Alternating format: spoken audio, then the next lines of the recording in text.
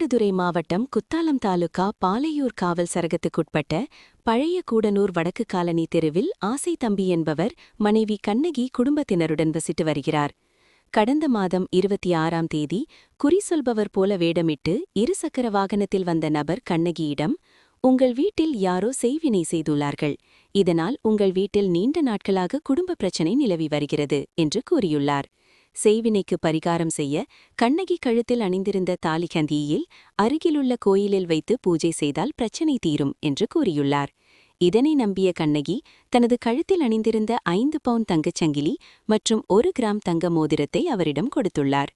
பின்னர் அருகிலுள்ள மாரியம்மன் கோவிலுக்கு செல்வதாக கூறி சென்ற நபர் ஏமாற்றிவிட்டு நகையுடன் அங்கிருந்து தப்பிச் சென்று விட்டார்.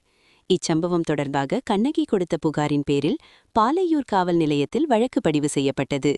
மயிலாடுதுறை மாவட்ட காவல் கண்காணிப்பாளர் ஸ்டாலின் உத்தரவுப்படி குற்ற சம்பவத்தில் ஈனப்பட்ட குற்றவாளியை கைது செய்யவும், திருடுபோன சொத்துக்களை மீட்கவும் மயிலாடுதுறை சிறப்பு உதவி ஆய்வாளர் நரசிம்ம பாரதி தலைமையில் தனிப்படை அமைக்கப்பட்டது.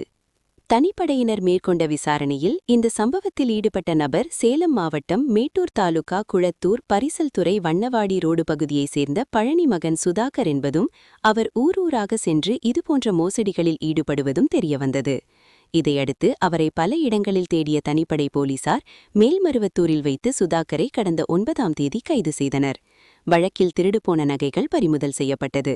மேலும் சுதாகர் திருட்டு சம்பவத்திற்கு பயன்படுத்திய இருசக்கர வாகனம் பறிமுதல் செய்யப்பட்டு அவர் சிறைக்கு அனுப்பப்பட்டார்.